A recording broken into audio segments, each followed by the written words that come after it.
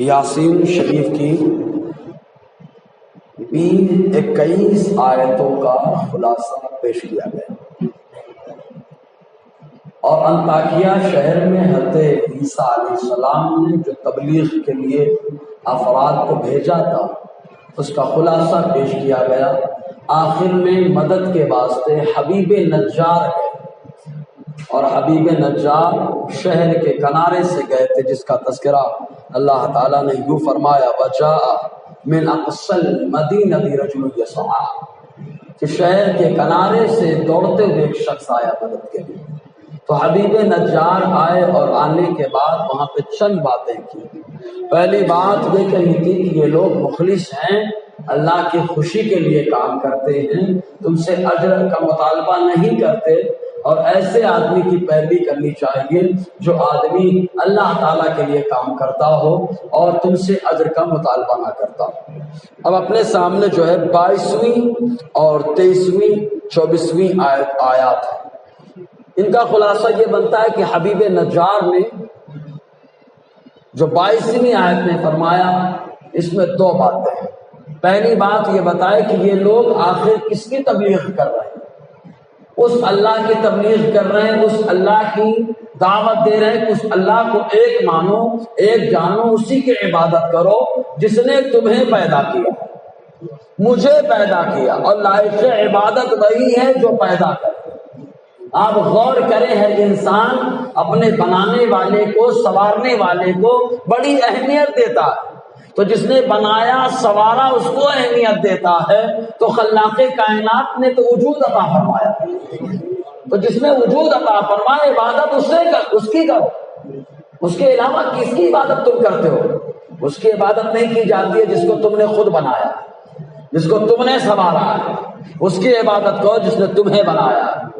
تو حبیب نجار نے حکمت سے کہا کہ کیا مجھے کیا ہو گیا کہ میں اس رب کی عبادت نہ کروں جس نے مجھے پیدا فرمایا؟ ان کو ٹارگٹ کرتے ہوئے اپنی طرف اشارہ کیا، میں کیوں نہ کروں عبادت، کیوں نہ کروں عبادت؟ شان بندگی یہی ہے، اس نے ہمیں بنایا۔ آپ انسان ہی ہے جو اپنے بنانے والے کو بھولا بیٹھا ہے، ورنہ آپ دیکھو دیگر اللہ کی مخلوقیں ہر وقت اللہ کا ذکر کرتی ہیں، ہر وقت ذکر کرتی ہیں۔ حضرت علی کرم اللہ وجہ الکریم سے مروی وہ فرماتے کہ حضور صلی اللہ علیہ وسلم نے فرمایا ما صیدا صید وما قطع شجر الا بقلۃ التسبیح، جب پرندہ اللہ کی تسبیح اور اس کی پاکی بولنا کم کر دیتا ہے، یا درخت اللہ کی پاکی بولنا کم کر دیتا ہے، تو پرندے کا شکار کر لیا جاتا ہے، درختوں کو کاٹ دیا جاتا ہے۔ ذرا سوچے آپ، وہ جب تک سلامت ہے اس وجہ سے کہ وہ اللہ کی پاکی بول رہے ہیں، وہ پرندہ اڑ رہا ہے ہواؤں میں، اڑنے کی طاقت بھی اللہ نے عطا فرمائی ہے، اللہ نے عطا فرمائی ہے، تب بھی وہ اللہ کی پاکی بول رہا۔ جس دن پاکی میں کمی ہوتی ہے، حالانکہ بند نہیں کیا اس نے، خالی کم کر دیا تو شکار کر لیا گیا، شکار کر لیا گیا۔ درخت پاکی بولنا بند نہیں کیا، کم کیا، شکار کاٹ لیا گیا اسے۔ یہی وجہ کہ صوفیاء کرام غذا کھانا اس پہ کم توجہ دیتے ہیں۔ کیوں؟ اس لیے کہ جیسی غذا ویسے بدن پہ اثرات، حلال غذا کے اثرات بھی حلال ہی نظر آتے ہیں، حرام غذا کے اثرات حرام ہی نظر آتے ہیں۔ اور غافل غذا، غافل اب پرندہ یا جو بھی ذبح کیا گیا، شکار کیا گیا، تو قلت تسبیح کی وجہ سے ہے نا، اللہ کے ذکر سے غفلت کی وجہ سے ہے نا، درختوں کو کاٹا گیا، سبزی بھاجی کو لایا گیا، غفلت تسبیح کی وجہ سے ہے نا۔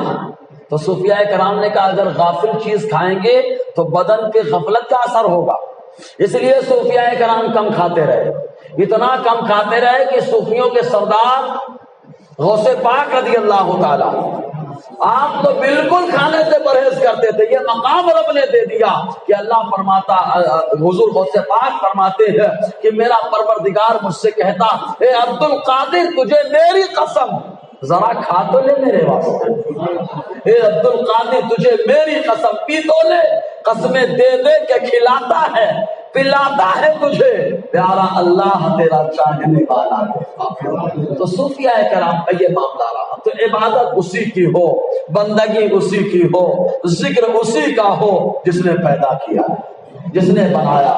اور اگر کوئی بولے نہیں ہم اپنے حساب سے کریں گے، تو دوسرے آیت کے دوسرے حصے میں بتایا گیا تم اپنے حساب سے کرو گے نا، اپنے حساب سے چلو گے تو جانا تو اسی کی بارگاہ میں جس نے تمہیں بنایا ہے۔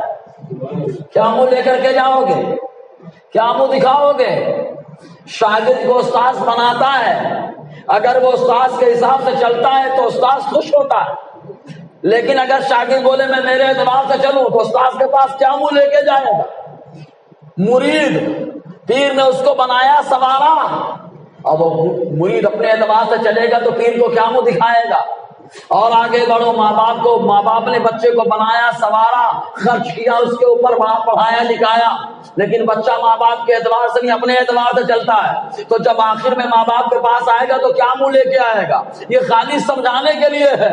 تو جو انسان حساس ہوتا ہے، اگر وہ مرید ہے تو وہی کام کرتا ہے جس سے پیر خوش ہوتا ہے، اگر وہ انسان کسی کی اولاد ہے تو وہی کام کرتا ہے جس سے ماں باپ خوش ہو جائے، شاگرد ہے تو وہی کام کرتا ہے جس سے استاد خوش ہو جائے۔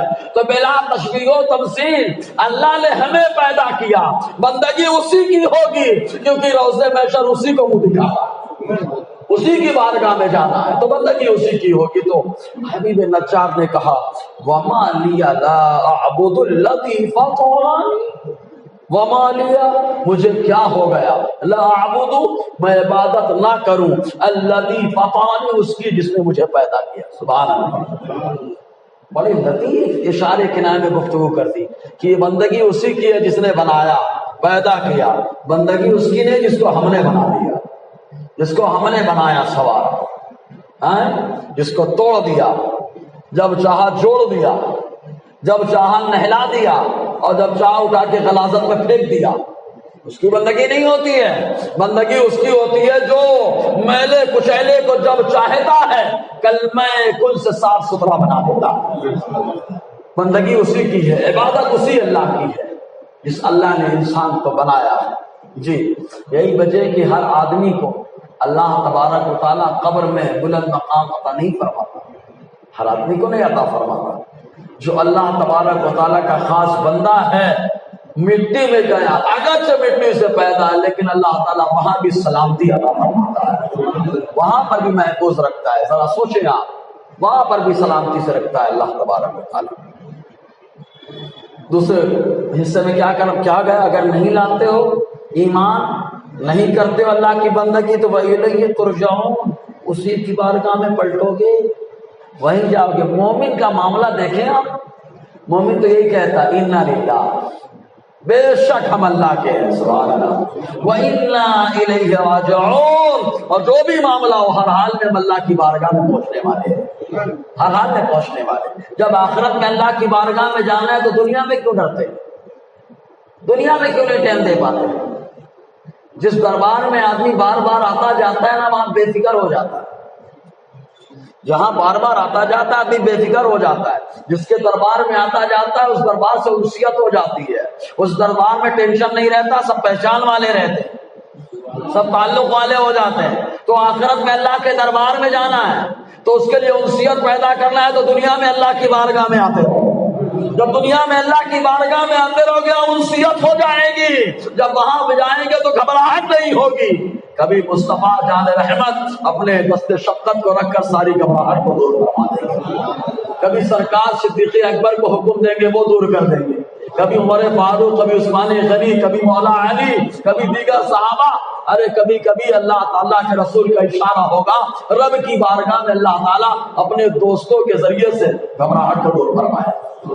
تو انسیت پیدا کریں، اللہ کے گھر سے انسیت، محبت پیدا کریں۔ اسی لیے حضور صلی اللہ علیہ وسلم نے فرمایا 7 لوگوں کو اللہ تعالیٰ روز محشر جب کوئی سایہ نہ ہوگا تو اپنا خاص سایہ کرم عطا فرمائے گا۔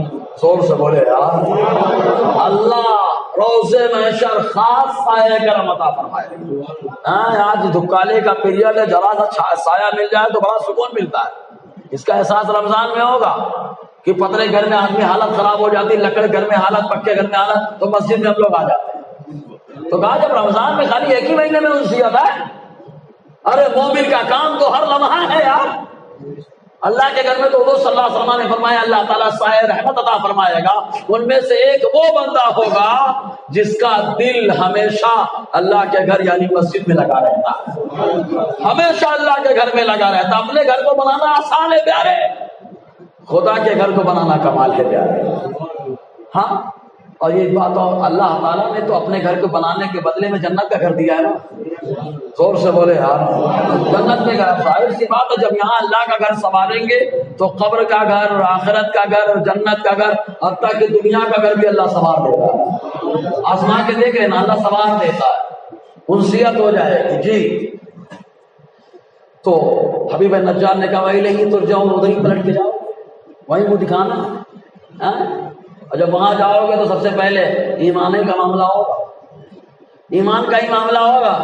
ایمان ہے تو شفاعت صغریٰ کے حقدار، ایمان نہیں ہے تو پہلے ہی جاؤ۔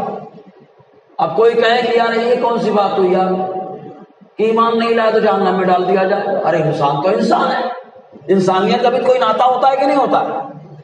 تو ہم اس کو سمجھانے کے لیے ایک مثال دیں گے۔ دیکھو، یونیورسٹی کا ایک رول ہوتا ہے، مدرسے کا ایک سسٹم ہوتا ہے، اسکول کا ایک سسٹم ہوتا ہے، بتایا گیا اس سسٹم پہ جو بچہ چلے گا وہ بچہ یہاں پہ رہے گا، جو اس سسٹم سے ہٹے گا وہ یہاں پہ رہے گا۔ صحیح ہے کہ نہیں؟ تو یہ سسٹم بنایا جاتا ہے تاکہ انصاف ہو سکے، عدل ہو سکے، کسی پہ ظلم نہ ہو۔ تو سارے انسانوں کو پیدا اللہ نے کیا ہے، سارے انسانوں کو پیدا اللہ نے کیا، لیکن گھر دو ہیں آخرت کے، ایک جنت ہے ایک جہنم ہے۔ تو اللہ تعالیٰ نے انصاف کرنے کے لیے ایک رول دے دیا، سسٹم دے دیا، تو جو اس سسٹم کو فالو کرے گا تو فالو کرنے والا جنت میں جائے گا، جو فالو نہیں کرے گا وہ جہنم میں اپنا ٹھکانہ پائے گا۔ تو یہ تو انصاف کے عین مطابق ہے، انصاف کے عین مطابق ہے۔ ورنہ اگر کسی بچے کو اسکول سے نکالا جائے گا تو ہم کہیں گے انصاف نہیں ہو رہا ہے، تو آپ کہیں گے کیوں؟ تو ہم کہیں گے آپ تو اگر کسی کو جہنم میں ڈالا جاتا ہے تو اعتراض کرتے ہو، تو جہنم میں ڈالا گیا کیوں؟ کہا قانون کو فالو نہیں کیا۔ تو کہا اس بچے کو کیوں نکالا گیا؟ کہا قانون کو فالو نہیں کیا۔ تو قانون ہوتا ہی اس لیے کہ انصاف قائم ہو سکے، اور جہاں قانون کی دھجیاں اڑائی جاتی ہیں وہاں انصاف کبھی نہیں ہو سکتا۔ الحمدللہ یہ اسلام واحد ایسا مذہب ہے کہ اس کے قانون پر عمل کرو، اپنے کے لیے انصاف ہوتا ہے، غیر کے لیے بھی یہاں پہ انصاف ہوتا ہے۔ نہیں یقین آتا ہے تو آؤ بارگاہ رسالت میں، بارگاہ رسالت میں ایک یہودی ہے، ایک یہودی ایک منافق، ہو گیا معاملہ انصاف کرنے کے لیے۔ آج کے دور کے نہیں، یہ وہ نبی ہے جن کی بارگاہ سے اللہ نے انصاف کے دروازوں کو کھول دیا۔ آقا کی بارگاہ میں یہاں اپنا پرایا نہیں دیکھا جاتا، یہاں حق دیکھا جاتا ہے، کس کا حق ہے۔ آقا علیہ السلام نے فیصلہ منافق کے حق میں، انصاری کے حق میں نہیں کیا، یہودی کے حق میں کر دیا۔ اب وہ ٹینشن میں آ گئے، ارے میرے حق میں نہیں کیا، میں تو مسلمان، ہمارے یہاں تو ایسے ہی ہے کہ اپنا بھائی یا چاچا جتنے ظلم کرے۔ غلط بات، اسلام نے کہا ظالم اور مظلوم دونوں کی مدد کرو۔ مظلوم کی مدد ایسے کرو کہ ظالم کو ظلم کرنے سے روکو، اور مظلوم ظالم کی مدد اس طرح کرو کہ اس کو ظلم کرنے سے روک دیا جائے۔ تو ہم کو تو دونوں کی مدد کرنا ہے نا، مظلوم کی مدد کرنا ہے کہ ظلم نہ ہونے دیا جائے اس پہ، اور ظالم کو روکنا ہے کہ ظلم نہ کرنے دیا جائے۔ اسلام تو یہی کہتا ہے۔ اب اس کو خراب لگا، طے کرے صداقت ابو بکر کے پاس گیا، جانے کے بعد پوچھا، ابو بکر بھی حلیم الطبع، انہوں نے فیصلہ وہی کیا جو حضور نے کر دیا۔ اب آتے عمر کے پاس، اس پہ آیت نازل ہوئی ہے، لا وربک لا یؤمنون حتی یحکموک فیما شجر بینہم۔ حضرت عمر رضی اللہ تعالی عنہ نے پوچھا یہ بتاؤ فیصلہ پہلے کہاں ہوا ہے؟ تو اس سے پہلے یہودی نے بتایا کہ آپ کے نبی کے پاس گئے تھے، انہوں نے ہمارے حق میں فیصلہ کیا۔ ابو بکر کے پاس گیا، انہوں نے بھی ہمارے حق میں فیصلہ کر دیا۔ اب عمر کا معلوم ہے عمر کا تیور کیا ہے، عمر کا تیور بھی وہی ہے، عمر کا زیور بھی وہی ہے، سمجھے نا؟ اور یہی مسلمان کا تیور ہونا چاہیے، مسلمان کا زیور بھی ہونا چاہیے۔ حضرت عمر رضی اللہ تعالیٰ نے یہ نہیں دیکھا کہ منافق تو اپنے آپ کو بولتا ہے میں مسلمان ہوں۔ حضرت عمر نے فرمایا اب تو فیصلہ تلوار ہی کرے گی۔ آپ نے ذبح کر دیا اس کو، اور جب ذبح کیا ہنگامہ کھڑا ہو گیا، اللہ تعالیٰ نے آیت کریمہ نازل فرمائی اور ارشاد فرمایا محبوب بتا دو خدا کی قسم جب تک یہ لوگ اپنے آپسی مسئلے میں آپ کو حاکم اور جج نہیں تسلیم کر لیں گے تب تک یہ مسلمان نہیں ہو سکتے، ایمان والے نہیں ہو سکتے۔ تو عمر نے بتا دیا، فیصلہ نہ مان کر کے یہ اسلام سے نکل گیا، اور جو اسلام سے نکل گیا عمر کی تلوار اس کو اسلام سے کیا دنیا سے نہیں نکال دے۔ سمجھ رہے کہ نہیں؟ ابھی آج ہی پڑھ رہا تھا ازالۃ الخفا عن خلافت الخلفاء تیسرا حصہ، حضرت عمر رضی اللہ تعالیٰ عنہ کے دور خلافت کا واقعہ۔ ایک یہودی بوڑھا، دیکھو یہودی کتنے مسلمانوں کے کشتر کیا ہوتے ہیں، یہودی لوبی جہاں جہاں کام کرتی وہاں تکلیفیں ہیں، تو کتنے تک، لیکن حضرت عمر ایک دم بوڑھا بزرگ بڑا پریشان، حضرت عمر رضی اللہ تعالیٰ عنہ گلی سے گزر رہے ہیں، خلافت کا دور ہے، آیا بوڑھا، آنے کے بعد حضرت عمر کی دامن سے وابستہ ہو گیا۔ پہلے حضرت عمر نے بتایا یہ بتاؤ کہ تم کون ہو؟ تو اس نے کہا میں یہودی ہوں۔ تو حضرت عمر نے کہا کیوں پکڑا تم نے؟ کہا میں بوڑھا ہوں، کما نہیں سکتا، محتاج ہوں، مجھے ضرورت ہے۔ حضرت عمر کی آنکھ میں آنسو آئے اور ارشاد فرمایا بیت المال کے عامل سے کہ اس کو دو، وظیفہ دیا اور فرمایا کہ مدینے میں پتہ لگاؤ، چاہے مسلم ہو چاہے کوئی ہو، جو بوڑھا ہو سب کے لیے وظیفے کا انتظام بیت المال سے کر دیا جائے۔ یہ ہے انصاف اسلام کا کہ اپنا ہو تو اپنا، کہتے ہیں نا آقا کے غلام ہے، یہ ہمارے آقا ہیں اور آقا نے ظاہریہ دیا یہ دربار محمد ہے، اپنوں کا کیا کہنا، یہاں سے ہاتھ خالی غیر کی جایا نہیں کرتے۔ تو کہا منہ دکھانا ہے اللہ۔ پھر دوسری تعلیم، دوسری آیت میں کیا ذہن دیا، اگر تم لوگ کہتے ہو چلو ٹھیک ہے، تم لوگ میری بات نہیں مانتے ہو، سوچتے ہو کہ میں تمہاری بات مان لوں، تو تم لوگ بہت ساروں کی پوجا کرتے ہو، جدھر کا موڈ ہوا ادھر کی پوجا کر لیے، کبھی سویرے سویرے نکل رہا ہے سورج تو اسی کو مار دیے، کبھی چاند کی، کبھی اس کی، کبھی اس کی۔ اگر تم لوگ کے بقول اگر میں ان کو ماننے لگوں تو جانا تو اللہ کی بارگاہ میں ہے، تو بتاؤ یہ سورج چاند یا تر پتھر کام آئیں گے؟ کیا مجھے بچا پائیں گے؟ تو ایسے کی بندگی کیوں کرتے ہو، ایسے کی عبادت کیوں کرتے ہو جو بچا نہیں سکتے؟ عبادت اس کی کرو جو مصیبتوں میں بھی کام آتا ہے اور انسان کو کامیابی عطا فرماتا۔ بڑا پیارا جواب دیا کہ تم میری نہیں مانتے، اگر میں نے تمہاری مان لی تو مصیبت آئے گی، تو مصیبت پہ کون کھڑا ہوگا؟ فوراً کہا کیا اتخذ من دونہ آلہہ، کیا میں بنا لوں اللہ کے مقابل چند معبود؟ ان یریدنی الرحمن بضر، اگر تم کہو بنا لوں، تو اگر رحمان میرے ساتھ مصیبت کا ارادہ فرما لے، لا تغنی عنی شفاعت شیئا، تو ان کی سفارش مجھے ذرا بھی فائدہ نہیں پہنچائے۔ ان پتھروں کی آئے اللہ کے نبی اور ولیوں کا تذکرہ نہیں آتا۔ ایک پینٹ کوٹ والا بولتا ہے شفاعت کے انکار پہ گدھا، اور گدھا تو گدھا ہوتا ہے، اس کو کیا سمجھتا ہے؟ تو یہ پتھروں کے بارے میں بخاری شریف کے حدیث پاک میں آیا کہ جو معبودان باطلہ کے اوپر آیات نازل ہوئی ہیں، ان آیات کو اولیاء اللہ پر چسپا کرنا یہ خارجیوں کا طریقہ تھا، خارجی کرتے تھے یہ لوگ۔ ورنہ شفاعت کا معاملہ ایسا کہ خود من الذی یشفع عندہ الا باذنہ، اللہ کی بارگاہ میں کون شفاعت کرے گا الا باذنہ، مگر اللہ کی اجازت سے۔ سبحان اللہ۔ تو اللہ جسے اجازت دے وہ شفاعت کرے گا، تو کہا سب سے پہلے کون کرے گا؟ کہا مصطفیٰ جان رحمت کرے گا۔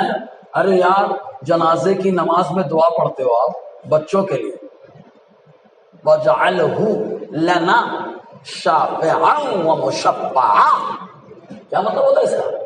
اور بچے کے لیے کیا پڑھتے ہیں؟ وَجَعَلْهَا لَنَا شَافِعَةً وَمُشَفَّعًا۔ شافعہ مانے کیا ہوتا ہے؟ شفاعت کرنے والی، اور شافعہ شفاعت کرنے والا۔ وَجَعَلْهُ، اے اللہ اس لڑکے کو جو بچپن میں انتقال کر رہا ہے ہمارے لیے شفاعت کرنے والا بنا۔ مشفع، خالی شفاعت کرنے والا نہیں، جب یہ شفاعت کرے تو مولا اس کی شفاعت کو قبول کرے۔ ارے جب یہ بچہ شفاعت کر سکتا ہے، جنازے کی نماز میں دعا پڑھتے ہو آپ، تو بچے کو جو مقام ملا ہے تو کس کے صدقے میں ملا ہے؟ اس پیغمبر اعظم صلی اللہ علیہ وسلم کی شفاعت پہ شک کرتے ہو؟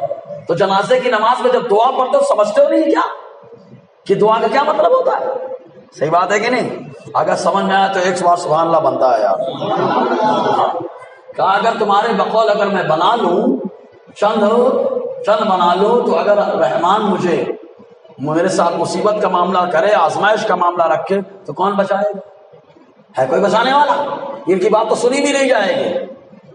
روزے محشر تو یہ سب انکار کریں گے، نہیں ہم نے تو کہا ہی نہیں تھا کہ ہماری پوجا کرو۔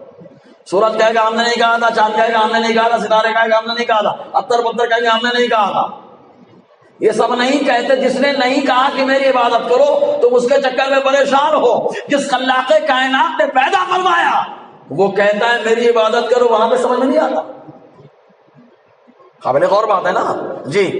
وَلَا يُنْقِذُونَ، اور یہ لوگ بچائیں گے نہیں مجھے، یہ نہیں بچا پائیں گے، اور جب نہیں بچا پائیں گے تو انی لفی ضلال مبین، تو اس وقت کھلی گمراہی میں رہوں گا، کوئی بچانے والا نہیں ہوگا، کوئی ترقی دینے والا نہیں ہوگا، تو دبا ہو جائے گا۔ بس سمجھ میں آئے کہ نہیں؟ تو سن لو اے لوگوں، تو میں اسی کی عبادت کرتا ہوں جس نے مجھے پیدا کیا، اور جس نے مجھے پیدا کیا وہ میرا رب ہے، اس نے تمہیں بھی پیدا کیا، تمہارا رب ہے، تو میں اس پر ایمان لایا جو تمہارا رب ہے۔ سبحان اللہ، انی آمنت بربکم، میں ایمان لایا اس پر جو تمہارا رب ہے۔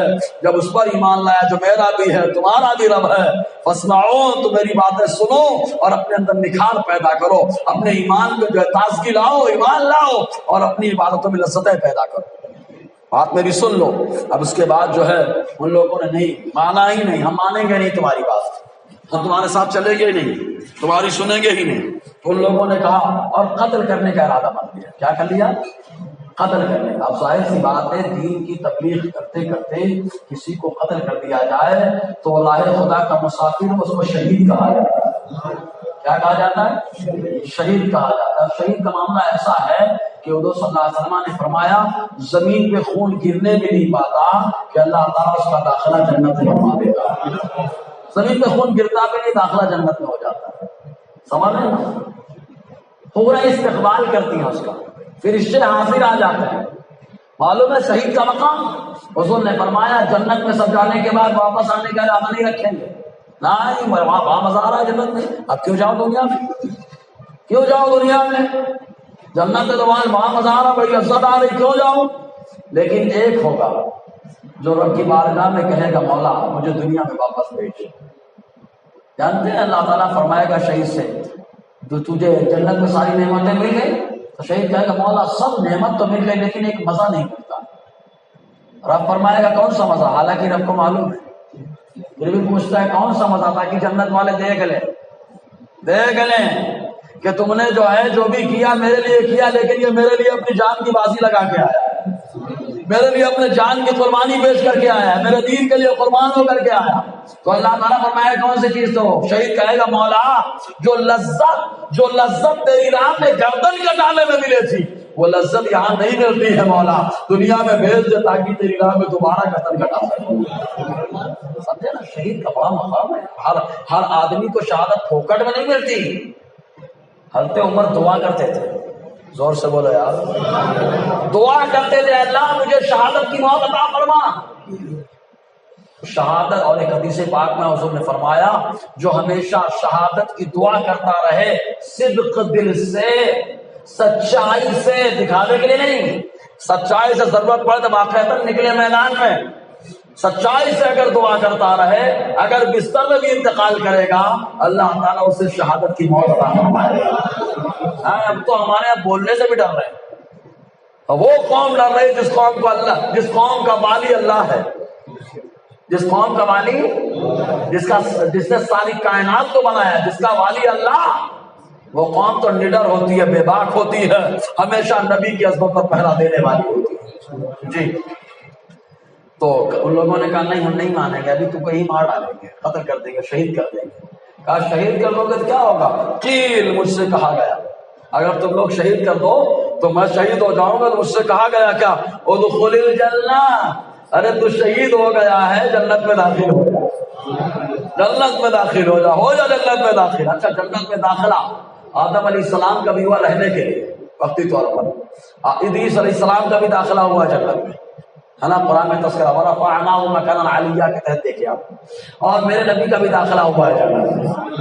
آقا تو معراج کی رات گئے، حضور نے کئی لوگوں کے محل بھی دیکھے، حضرت عمر کا محل جنت میں دیکھا ہے، حضرت ام سلیم کا محل جنت میں دیکھا ہے، آقا علیہ السلام نے ایک جنت میں درخت دیکھا جن میں خلفاء کی عظمت کا تذکرہ موجود ہے، حضرت ابوبکر صدیق کی صداقت کا تذکرہ، عمر کی فاروق ہونے کا تذکرہ، عثمان غنی کے سخی ہونے کا تذکرہ، مولا علی کے بہادر ہونے کا تذکرہ۔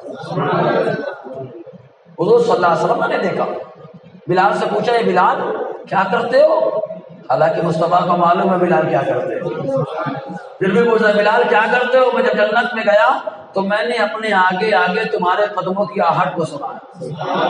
کب جنت میں بلال جائیں گے، کب جائیں گے، کب حساب و کتاب کے بعد جائیں گے، اور مصطفیٰ پہلے ہی سن رہے ہیں، پہلے ہی سن رہے ہیں۔ کیا کرتے ہو بلال؟ تو حضرت بلال خوش ہو گئے، کہا بس کچھ نہیں سرکار، اتنا کرتا ہوں کہ جب بھی وضو کرتا ہوں 2 رکعت نماز پڑھ لیتا ہوں، 2 رکعت پڑھ لیتا ہوں۔ سمجھ رہے ہیں نا؟ جنت میں داخلہ، اور شہید کا بھی داخلہ ہوتا ہے، جیسے ہی فوراً سبز پرندوں کے عالم میں سیر کرنے لگتا ہے جنت میں۔ کچھ سبز پرندوں کے عالم میں سیر کرتے ہیں، اور ایک صحابی ایسے ہیں کہ اللہ نے ان کے بازوؤں میں ہی پر لگا دیا ہے، جنہیں جعفر طیار کہا جاتا ہے۔ آقا نے فرمایا میں جنت میں دیکھ رہا ہوں میرا جعفر پرندوں کے ساتھ پرواز کر رہا ہے، پرندوں کے ساتھ پرواز کر رہا ہے۔ لیکن ایک داخلہ حساب و کتاب کے بعد ہوتا ہے، وہ قیامت کے بعد ہوتا ہے، وہ داخلہ قیامت کے بعد ہوتا ہے۔ اب ظاہر سی بات ہے جب جنت میں شہادت کے بدلے مل رہی ہے تو بہت بڑا منصب ہے نا، ہر آدمی یہ نہیں سمجھتا۔ تو اس لیے حبیب اللہ نے کہا یا قال یا لیت قومی یعلمون، ایک کاش میری قوم اس مقام کو سمجھ لیتی، میری قوم جان لیتی کہ ایمان لائے، ایمان کی بھی لذت ملی، عبادت کی لذت ملی، اور اگر تم لوگ شہید کر دو تو اللہ شہادت کی بھی لذت عطا فرمائے گا، اس کے بدلے میں جنت میں داخلہ عطا فرمائے گا۔ وہ تو نہایت سستا سودا، بیچ رہے ہیں جنت کا، ہم مفلس کیا مول چکائیں، اپنا ہاتھ تو خالی ہے۔ بہت آسان سا سودا ہے انشاءاللہ، اور آگے گفتگو رہے گی۔ اللہ تعالی ہم سب